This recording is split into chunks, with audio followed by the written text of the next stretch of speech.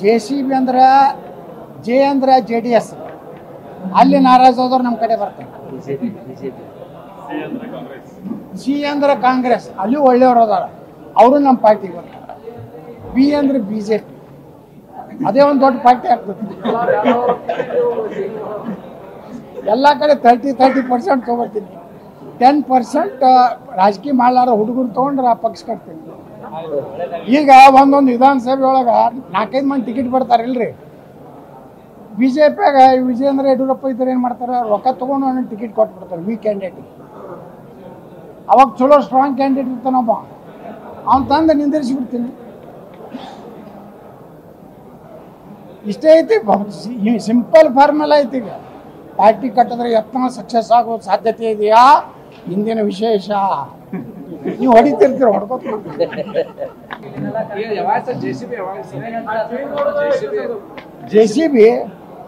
JCB ಯಾವಾಗ ಚಾಲು ಆಗ್ತೈತೆ ಗೊತ್ತೇನ್ರಿ? ಇನ್ನೊಮ್ಮೆ ವಿಜಯೇಂದ್ರ ನಾವು ಮತ್ತೆ ಅಧ್ಯಕ್ಷ ಮಾಡಿಬಿಟ್ರೆ JCB ಚಾಲು.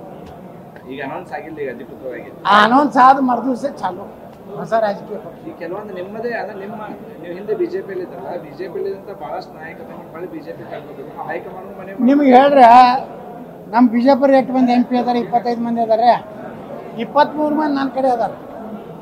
60 ಮಂದಿ ಏನು MLA ಅದಾರಲ್ಲ, 55 ಮಂದಿ ನನ್ನ ಕಡೆ ಅದಾರ.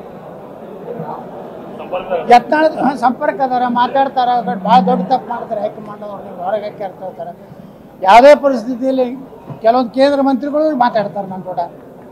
ದಿಲ್ಲಿಯವರಿಗೆ ಕೆಲವೊಂದು ಮಂದಿಗೆ ಹೋದಾಗ ಅಲ್ಲಿ ಹೈಕಮಾಂಡದವ್ರು ಕೇಳ್ತಾರೆ, ಅವ್ರು ಯತ್ನಾಳ ಹೊರಗೆ ಹಾಕಿದ್ದು ಚಲೋ ಆಯಿತು ಕೆಟ್ಟ ಆಯ್ತು ಕೇಳ್ತಾರೆ. ಬಹುತ್ ಬುರಾ हो गया सर ಅಂತಾರೆ.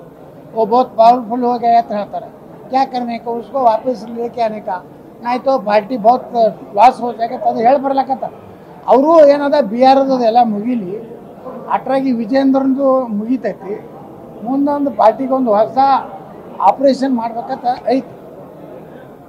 ಆಪ್ರೇಷನ್ ಆಗಲಿಲ್ಲ ಅಂದ್ರೆ ನಮ್ಮ ಪಾರ್ಟಿ ರೆಡಿ ಐತಿ. ಯಾವ ಕಾಲಕ್ಕೂ ವಿಜೇಂದ್ರ ನಾಯಕತ್ವವನ್ನು ನಾವು ಒಪ್ಪುವುದಿಲ್ಲ. ಎಲ್ಲರೇ ಅವ್ರು ಬಂದು ಯಡಿಯೂರಪ್ಪಗೆ ಕ್ಷಮಾ ಬಿಡು, ವಿಜೇಂದ್ರ ಜೊತೆಗೆ ಹೊಂದಾಣಿಕೆ ಅವೇನಾರು ಹೇಳಂದ್ರೆ ಹೇಳೋದಿಲ್ಲ. ನಿಮ್ಮ ಪಾರ್ಟಿಗೆ ಬರೋದಿಲ್ಲ.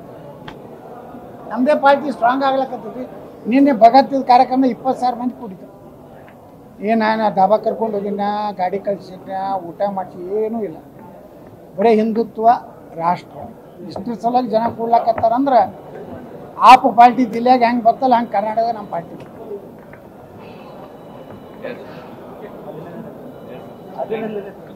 Thank you sir. ನೀವೆಲ್ಲ ಅಭಿನಂದನೆ ಕೊಳ್ಳಾಕತ್ತೀರಂದ್ರೆ ನಂದು ಗ್ಯಾರಂಟಿ ಮುಖ್ಯಮಂತ್ರಿ ಆಗ್ತದೆ.